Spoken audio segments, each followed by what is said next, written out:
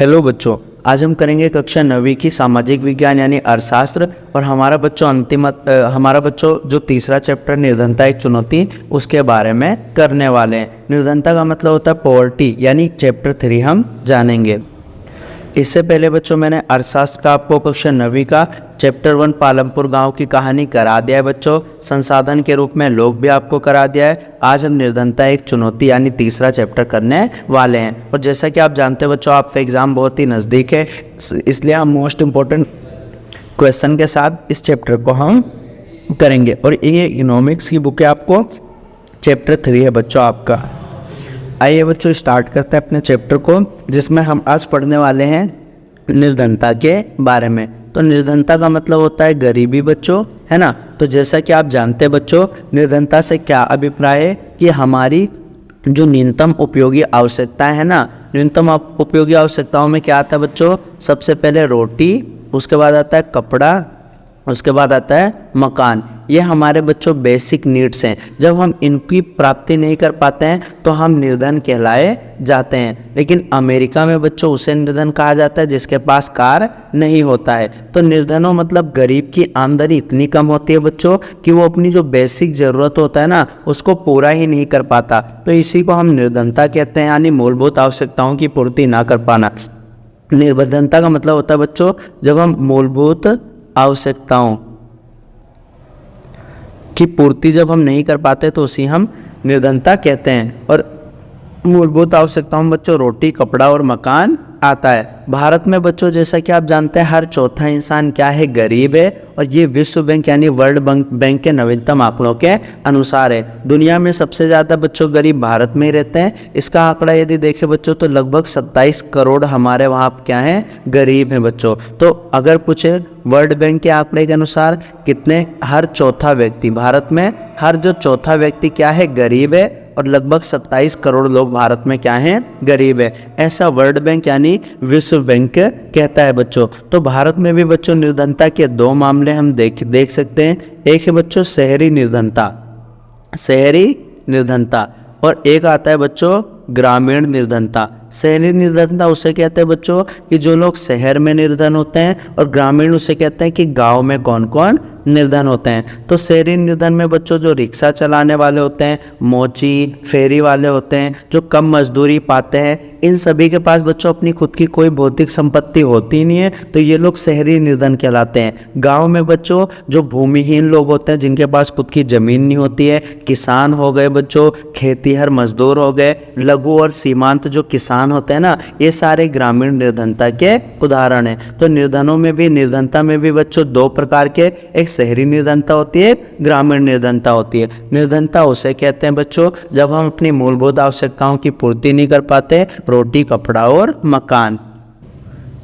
जैसा कि आप देख रहे हैं बच्चों, एक है शहरी निर्धनता और दूसरा क्या है? ग्रामीण निर्धनता। तो इनके पास बच्चों भौतिक संपत्ति ना के बराबर होती है और झुग्गी झोपड़ी में रहते हैं। रिक्शे वाले हो गए बच्चों, मोची, है ना, तो कूड़ा बीनने वाले, दिहाड़ी मजदूर, ये सब शहरी निर्धनता में आते हैं। ग्रामीण निर्धनता में इन लोगों के पास कृषि की भूमि नहीं होती बच्चों, भूमिहीन होते हैं। भूमिहीन किसान हो गए, मजदूर, छोटे और सीमांत किसान, ये ग्रामीण निर्धनता के अंतर्गत आते हैं।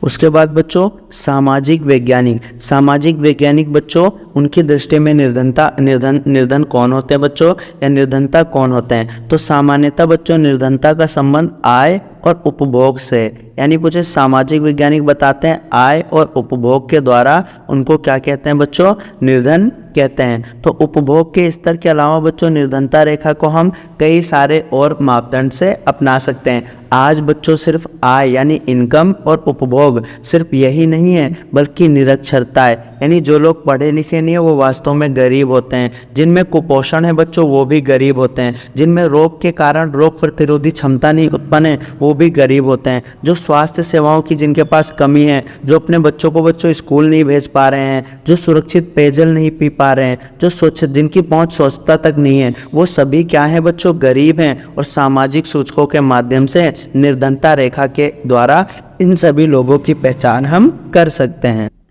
तो सामाजिक वैज्ञानिक बच्चों दो प्रकार से देखते हैं, एक आय के स्तर पे, एक उपभोग के स्तर पे। उसके बाद हम जानेंगे बच्चों कि आय, अगर यदि आपसे पूछे बच्चों आय में, तो आय में भी दो अलग अलग क्राइटेरिया है बच्चों। आय मतलब कि गांव में कितना कमाते हैं और शहर में कितना कमाते हैं। तो बच्चों जैसा कि मैंने बताया कि सामाजिक वैज्ञानिकों की दृष्टि में निर्धनता आय और उपभोग के द्वारा देखते हैं। अगर पूछो बच्चों गांव में आय कितनी होनी चाहिए, तो गांव में 816 रुपये और शहर में कितनी होनी चाहिए बच्चों, 1000 रुपये। और ये एक कमेटी बनी थी बच्चों जो 2011 और 12 में बनी थी। उसका नाम क्या था बच्चों, सुरेश तेंदुलकर कमेटी। क्या नाम था, सुरेश तेंदुलकर कमेटी, या इसको हम तेंदुलकर कमेटी की सिफारिश भी बोल सकते हैं। उसके बाद बच्चों एक दूसरी कमेटी बनी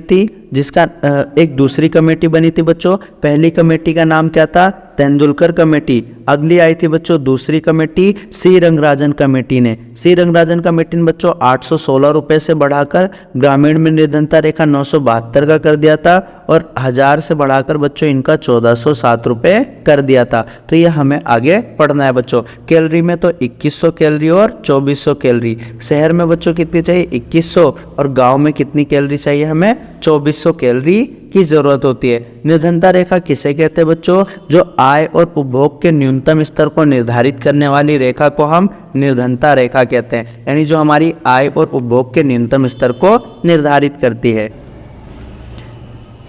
तो जैसा कि आप देख रहे बच्चों, भारत में निर्धनता रेखा का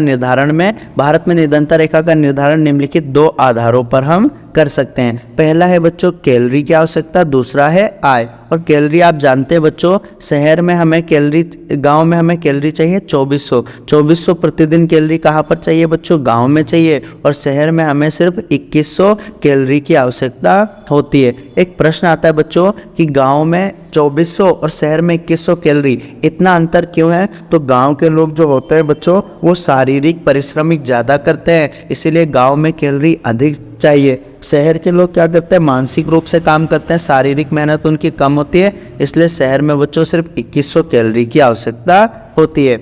आय के आधार पे बच्चों जैसा कि मैंने बताया दो कमेटी बनी थी। एक कमेटी का नाम था बच्चों सुरेश तेंदुलकर कमेटी, जो कि 2011-12 में बनी थी, और इसने कहा था गांव में 816 रुपये और शहर में कितना है बच्चों, 1000 रुपये की जरूरत है।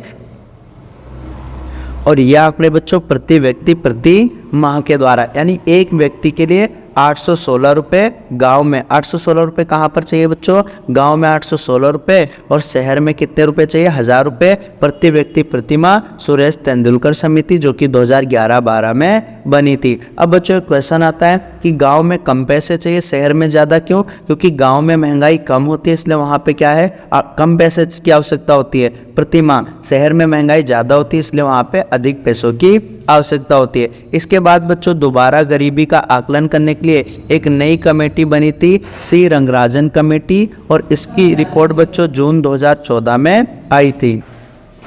उसके बाद बच्चों कि जून 2014 में जैसा कि मैंने बताया एक नई कमेटी बनी थी, सी रंगराजन कमेटी, और इसमें बच्चों जो 816 रुपये था, 816 रुपये को बढ़ाकर बच्चों 972 कर दिया गया था, और जो शहर में 1000 रुपये था बच्चों, इसको बढ़ाकर हमने कितना 1407 रुपये कर दिया था। तो ये ध्यान रखना, पहली कमेटी का नाम था बच्चों सुरेश तेंदुलकर। ये किस कमेटी की सिफारिश थी बच्चों, सुरेश तेंदुलकर कमेटी। उसके बाद आई थी बच्चों सी रंगराजन कमेटी, सुरेश तेंदुलकर कमेटी कब आई थी बच्चों, 2011-12 में, और सी रंगराजन 2014 में आई थी। तो आय हो गया और कैलोरी के द्वारा हो गया। जैसा कि आप देख सकते हैं बच्चों, यहाँ पे भारत में निर्धनता रेखा का निर्धारण दो प्रकार से कैलोरी के आधार पर होता है और आय के आधार पर होता है। कैलोरी के आधार पर बच्चों ग्रामीण क्षेत्रों में 2400 चाहिए, गांव में ज़्यादा कैलोरी, शारीरिक मेहनत करते हैं, शहर में सिर्फ 2100 कैलोरी चाहिए। आय में बच्चों जो सुरेश तेंदुलकर समिति थी उसने क्या कहा था बच्चों, 816 रुपये, और बाद में कितना हो गया था बच्चों, 972 हो गया था। शहरी क्षेत्रों में बच्चों 1000 रुपये, बाद में कितना हो गया था, 1407 रुपये हो गया था। तो ये आपको ध्यान रखना है।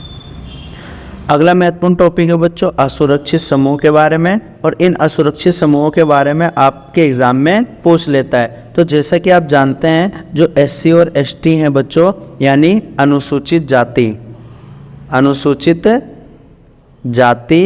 और अनुसूचित जनजाति, इनके साथ बच्चों वर्षों से क्या है भेदभाव होता रहा है, ये हमेशा ही हाशियाई पे रहे हैं। तो ये बच्चों निर्धनता रेखा में सर्वाधिक क्या है, वुल्नरेबल यानी असुरक्षित समूह हैं। और ये परिवार बच्चों जैसे कि अनुसूचित जाति अनुसूचित जनजाति हो गए, इसी तरह बच्चों जो गांव में जो श्रमिक रहते हैं, है ना, नगरीय अनियमित जो मजदूर हैं, ये सारे निर्धनता के प्रति सर्वाधिक क्या हैं, असुरक्षित हैं। साथ ही साथ में बच्चों हमारे वहाँ अंतर्राज्यीय असमानताएं भी देखी जाती है, यानी कुछ राज्य तो बच्चों बहुत ज़्यादा अमीर हैं और कुछ राज्य बहुत ही ज़्यादा गरीब हैं। जैसे राज्य में निर्धन लोगों के अनुपात समान नहीं है, बिहार और उड़ीसा सर्वाधिक निर्धन राज्य हैं। यदि पूछे बच्चों सर्वाधिक निर्धन राज्य बिहार है और कौन है, उड़ीसा, ये निर्धन राज्यों में से एक है। बिहार और उड़ीसा बच्चों निर्धन राज्यों में से एक माने जाते हैं। यदि आपसे पूछे बच्चों तो कई सारे जो राज्य हैं ना, कई सारे राज्यों में गरीबी बच्चों कम भी हुई है। जैसे यदि आपसे पूछे पंजाब और हरियाणा में बच्चों, तो पंजाब हरियाणा में गरीबी कम हुई है क्योंकि इन्होंने कृषि क्षेत्र में वृद्धि किया था, हरित क्रांति अपना लिया था बच्चों। केरल में भी बच्चों गरीबी कम हुई है क्योंकि केरल ने क्या किया था, मानव संसाधन पे निवेश किया था। साथ ही साथ में बच्चों आपका आंध्र प्रदेश हो गया, प्लस में तमिलनाडु, आंध्र प्रदेश और तमिलनाडु में भी गरीबी कम हुई है क्योंकि इन्होंने PDS सिस्टम सार्वजनिक वितरण प्रणाली को अच्छे से लागू किया था बच्चों। वेस्ट बंगाल यानी पश्चिम बंगाल में गरीबी कम क्यों हुई थी, क्योंकि इन्होंने बच्चों भूमि सुधार की नीति को बच्चों अच्छे से लागू किया था। तो कई सारे राज्य हैं जिन्होंने गरीबी कम कर ली है। पंजाब हरियाणा में कम हुई हरित क्रांति के कारण, केरल ने बच्चों मानव संसाधन पे क्या क्या निवेश किया इसलिए कम हो गई, और आंध्र प्रदेश और तमिलनाडु में बच्चों सार्वजनिक वितरण प्रणाली लागू हुआ, पश्चिम बंगाल में भूमि सुधार के माध्यम से। एक आता है बच्चों वैश्विक निर्धनता परिदृश्य, तो जो वर्ल्ड बैंक है बच्चों उसके अनुसार जो है प्रतिदिन बच्चों 1.9 US डॉलर से यदि कम जीवन पे कोई निर्वाह करता है तो उसे हम गरीब कहते हैं। पहले बच्चों ये क्या था, सिर्फ $1 था, $1 था, बाद में इसको बढ़ाकर बच्चों 1.9 US कर दिया गया है। ये वैश्विक निर्धनता परिदृश्य है कि एक दिन में बच्चों अगर $1.9 से भी कम कोई अगर में जीवन निर्वाह करता है तो वो गरीब माना जाता है। भारत का बच्चों हर चौथा व्यक्ति क्या है, गरीब है। भारत में 27 करोड़ लगभग गरीब पाए जाते हैं। अगला आता है बच्चों कि आखिर भारत में निर्धनता के क्या कारण है। तो जैसा कि जानते हैं बच्चों जो ब्रिटिश आए थे लगभग 200 सालों तक इन्होंने हमारे ऊपर राज किया था। इन्होंने हमें अपना उपनिवेशवाद बना रखा था। उपनिवेशवाद किसे कहते हैं बच्चों, कि जब एक देश दूसरे देश पे कब्जा कर लेता है, उसमें एक देश ताकतवर होता है दूसरा कमज़ोर होता है, तो उसे हम उपनिवेशवाद कहते हैं। और इन्होंने आर्थिक विकास का निम्न स्तर कर दिया था बच्चों। इन्होंने सिर्फ क्या करते थे, कच्चा माल भारत से लेकर जाते थे और बना बनाया माल भारत की बाजार में अपना बेचते थे। उस टाइम पे बच्चों जनसंख्या वृद्धि दर भी ज़्यादा थी, यानी लोग ज़्यादा पैदा हो रहे थे, जन्म दर भी ज़्यादा था, मृत्यु दर भी ज़्यादा था। भूमि और अन्य संसाधनों का असमान वितरण था बच्चों। जमींदार लोगों के पास बहुत ज़्यादा भूमि थी और ज़्यादातर लोग कैसे थे, भूमिहीन श्रमिक थे। भूमिहीन श्रमिक किसे कहते हैं बच्चों, जो दूसरों की भूमि पे क्या करते थे, कार्य करते थे। सामाजिक और सांस्कृतिक कारण की वजह से भी हमारे वहाँ निर्धनता यानी गरीबी बढ़ी ही थी बच्चों, खत्म नहीं हुई थी। अगर पूछे आपसे बच्चों, एक राष्ट्रीय प्रतिदर्श सर्वेक्षण संगठन है NSSO, national sample survey organisation, एक संगठन है बच्चों जो समय समय पे, ये एक ऐसी संस्था है जो भारत में निर्धनता रेखा का आकलन समय समय पे करती है। और पूछे कब बच्चों, तो हर 5 साल में NSSO, national sample survey organisation, हर 5 साल में बच्चों भारत में गरीबी रेखा का आकलन करती है। मैंने बताया था बच्चों अभी आपको निर्धनता के कारण मैं ब्रिटिश के बारे में बताया, उच्च जनसंख्या वृद्धि। आज बच्चों निर्धनता के हम अभी अन्य कारण भी जानते हैं। भूमिहीनता यानी जमीन नहीं होती है, परिवार का बहुत बड़ा आकार होता है, स्वास्थ्य स्थिति अच्छी नहीं होती है, सारा पैसा बच्चों उसी में चला जाता है, कुपोषण होता है, असहायता, बेरोजगारी, निरक्षरता और बाल श्रम, ये सभी निर्धनता के क्या हैं, कुछ अन्य कारण। मैंने बताया था बच्चों सर्वाधिक गरीब राज्य कौन सा है बच्चों, उड़ीसा के साथ में क्या है, बिहार है। यदि पूछे कई सारे राज्यों ने बच्चों गरीबी को कम किया था, पंजाब और हरियाणा ने कैसे कम किया, उच्च कृषि वृद्धि यानी कि बच्चों हरित क्रांति के माध्यम से। हरित क्रांति कब आई थी बच्चों, 1960 के दशक में आया था। वर्ल्ड में कौन लाया था बच्चों इसको, नॉर्मन बोरलुग। भारत में लाए थे MS स्वामीनाथन। केरल ने मानव संसाधन पे इन्वेस्ट किया था।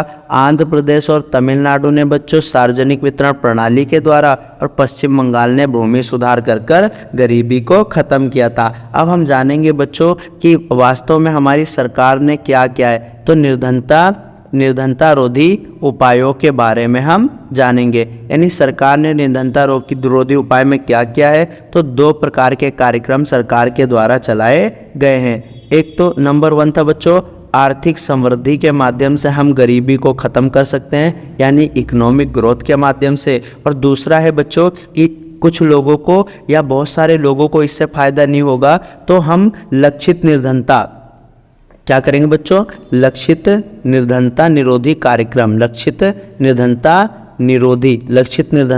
निरोधी कार्यक्रम की स्थापना करेंगे। तो ये 2 प्रकार से बच्चों भारत में गरीबी खत्म करने के लिए ये सरकार के द्वारा 2 कार्यक्रम चलाए गए थे। पहला था आर्थिक समृद्धि करेंगे, दूसरा था बच्चों लक्षित निर्धनता निरोधी कार्यक्रम के द्वारा हम गरीबी को खत्म करेंगे। तो जैसा कि आप जानते हैं बच्चों निर्धनता उन्मूलन के लिए 2 रणनीतियाँ। पहला है आर्थिक समृद्धि को प्रोत्साहन करना, लक्षित निर्धनता कार्यक्रम वो करना। तो आर्थिक समृद्धि मतलब बच्चों इकोनॉमिक ग्रोथ करना, देश का आर्थिक विकास करना। आर्थिक समृद्धि बच्चों, आर्थिक समृद्धि और निर्धनता उन्मूलन ये दोनों परस्पर अपने आप में संबंधित है। ये जाहिर सी बात है बच्चों, यदि एक देश विकास करेगा कब करेगा, जब सभी लोग वहाँ पे गरीब नहीं रहेंगे, और उससे मानव का विकास भी होगा, लोग निवेश भी करेंगे, निवेश करेंगे तो रोजगार होगा, रोजगार से बच्चों आय की प्राप्ति होगी, तो सारे आवश्यक संसाधन की योजना हम यहाँ पे बना लेंगे। यानी आर्थिक वृद्धि से इनडायरेक्टली बच्चों गरीबों को ही फायदा होगा। लेकिन बच्चों ये संभव जब है जब आर्थिक वृद्धि से निर्धन लोग प्रत्यक्ष लाभ उठा पाए, लेकिन ऐसा नहीं होता है। इसीलिए हम लक्षित निर्धनता निरोधी कार्यक्रम को लाते हैं। और लक्षित निर्धनता निरोधी कार्यक्रम में क्या क्या है बच्चों, तो जैसा कि आप जानते हैं महात्मा गांधी राष्ट्रीय ग्रामीण रोजगार गारंटी अधिनियम यानी मनरेगा। यदि पूछे बच्चों मनरेगा कब आया था, 2005 में आया था। लागू बच्चों 2006 में हुआ था। और पहले इसका सिर्फ नाम था बच्चों राष्ट्रीय ग्रामीण रोजगार गारंटी अधिनियम। 2009 में बच्चों इसका नाम क्या रखा गया, मनरेगा करा गया। तो यदि आपसे पूछे बच्चों महात्मा गांधी राष्ट्रीय ग्रामीण रोजगार गारंटी अधिनियम 2005 में आया, लागू 2006 में हुआ, और इसका नाम मनरेगा कब पड़ा, 2009 में पड़ा था। उसके बाद आएगा बच्चों आपका दूसरा है प्रधानमंत्री रोजगार योजना। प्रधानमंत्री रोजगार योजना बच्चों ये बहुत पहले आया था, ये 1993 में आया था। उसके बाद है बच्चों स्वर्ण जयंती ग्राम स्वरोजगार योजना, प्रधानमंत्री ग्रामोदय योजना जो कि 1999 में यानी 1999 में आया था। अंत्योदय अन्न योजना बच्चों आपका सन 2000 में आया था, है ना। तो ये आपको ध्यान में रखना है। और भी कई सारे कार्यक्रम है बच्चों, जैसे ग्रामीण रोजगार सृजन कार्यक्रम। तो ग्रामीण रोजगार सृजन कार्यक्रम 1995 में आया था। निर्धनता के लिए कितने उपाय बच्चों, 2 आर्थिक समृद्धि को प्रोत्साहन करना, लक्षित निर्धनता निरोधी कार्यक्रम को अपनाना। अब हम पढ़ेंगे बच्चों महात्मा गांधी राष्ट्रीय ग्रामीण रोजगार गारंटी अधिनियम के बारे में। ये आया था बच्चों 2005 में, लेकिन लागू हुआ था 2006 में। 2006 में क्या हुआ था, लागू हुआ था बच्चों। इसका नाम परिवर्तन हुआ था बच्चों 2009 में। पहले इसका नाम राष्ट्रीय ग्रामीण रोजगार गारंटी अधिनियम था। इसका उद्देश्य था बच्चों ग्रामीण लोगों को काम देना था, उनको रोजगार देना था, और साल में कम से कम बच्चों 100 दिन तक रोजगार देना है। यदि 100 दिन तक रोजगार नहीं दे पाए बच्चों तो उनको बेरोजगारी भत्ता मिलेगा। बेरोजगारी भत्ता देने का प्रावधान किया गया था। और 1/3 रोजगार बच्चों इसमें महिलाओं के लिए, यानी 1/3 बच्चों रोजगार किसके, महिलाओं के लिए आरक्षित है, यानी महिलाओं के लिए सहभागिता बढ़ाने के लिए उनको रोजगार में आरक्षण प्रदान किया गया था। आवेदन के 15 दिन के अंदर बच्चों आप रोजगार नहीं उपलब्ध कराया जाएगा तो बेरोजगारी भत्ता दिया जाएगा। न्यूनतम मजदूरी अधिनियम के अंतर्गत बच्चों मजदूरी का प्रावधान किया गया। तो आपसे पूछ सकता है बच्चों, महात्मा गांधी राष्ट्रीय ग्रामीण रोजगार गारंटी अधिनियम क्या है, कब आया, 2005 में, लागू 2006 में हुआ था और इसका नाम 2009 में बदला गया था, है ना। 100 दिन कम से कम काम दिया जाएगा, 1/3 सीटें महिलाओं के लिए आरक्षित है बच्चों। 15 दिन के अंदर आवेदन पे रोजगार नहीं मिला तो आपको बेरोजगारी भत्ता भी दिया जाएगा। अगला है बच्चों प्रधानमंत्री रोजगार योजना। ये 1993 में आया था। इसका उद्देश्य था जो गांव में और छोटे छोटे शहरों में जो शिक्षित यानी पढ़े लिखे जो बेरोजगार युवा है ना, उनको स्वरोजगार यानी खुद से रोजगार कर ले, उसके अवसरों को उनका सृजन करना था। लघु व्यवसाय और उद्योग स्थापित करने में उनकी सहायता करनी थी। तो प्रधानमंत्री रोजगार योजना 1993 में आया था। तो ये था आपका बच्चों पार्ट। अब हम करेंगे कुछ महत्वपूर्ण प्रश्नोत्तर बच्चों जो आपके एग्जाम में डायरेक्ट आने वाले हैं। सबसे पहले निर्धनता से क्या अभिप्राय है बच्चों। तो निर्धनता का मतलब ये होता है कि हम अपने जीवन की मूलभूत आवश्यकताओं की पूर्ति नहीं कर पाते, यानी रोटी कपड़ा मकान की पूर्ति नहीं कर पाते हैं। दूसरा क्वेश्चन है बच्चों, भारत में ग्रामीण क्षेत्रों और शहरी क्षेत्रों में स्वीकृत कैलोरी आवश्यकताएं कितनी हैं। तो कैलोरी कितनी है बच्चों हमारे वहाँ ग्रामीण क्षेत्रों में और शहरी क्षेत्रों में। तो जैसा कि आप जानते हैं बच्चों, ग्रामीण क्षेत्रों में 2400 कैलोरी है और शहरी क्षेत्रों में कितना है 2100 कैलोरी। तो 2400 तथा 2100 इसका सही आंसर है बच्चों। क्या आएगा 2400 कैलोरी तथा 2100 कैलोरी।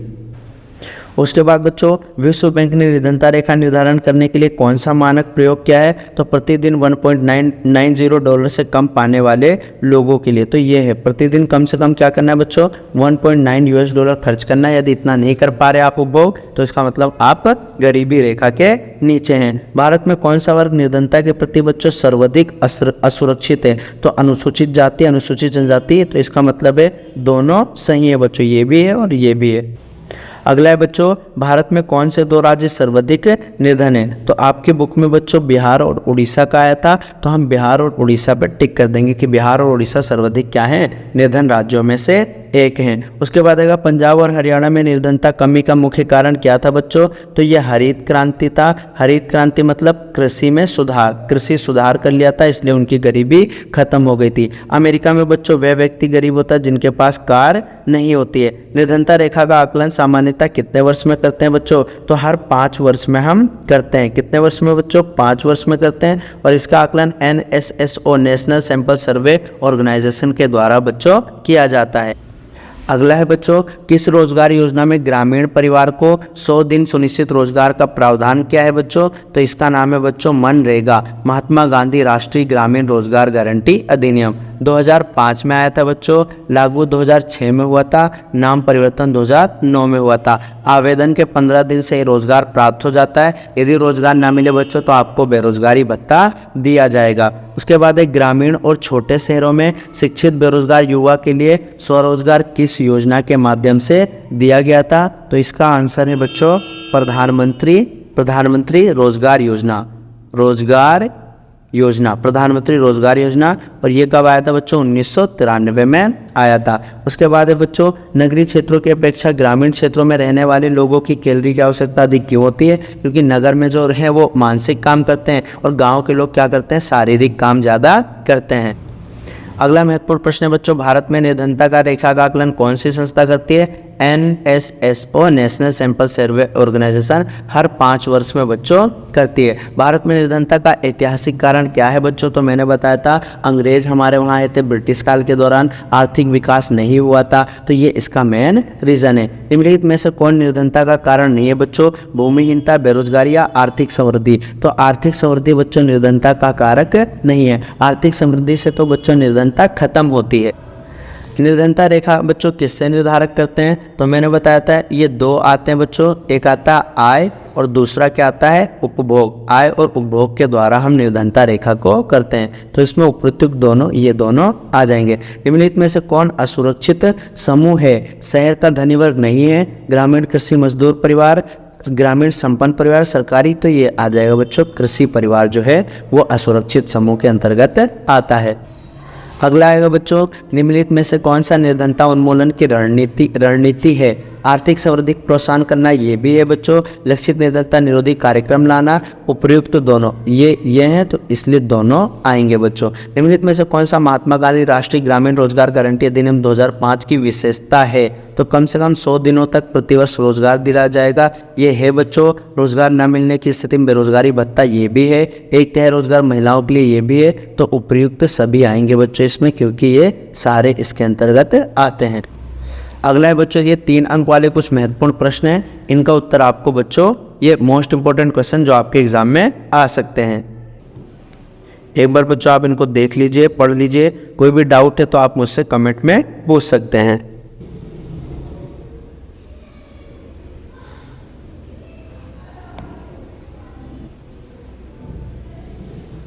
तो ये था बच्चों आपका चैप्टर। उम्मीद करता हूँ आपको ये चैप्टर निर्धनता समझ में आया होगा। मिलेंगे बच्चों जल्दी अगले चैप्टर में। जय हिंद बच्चों।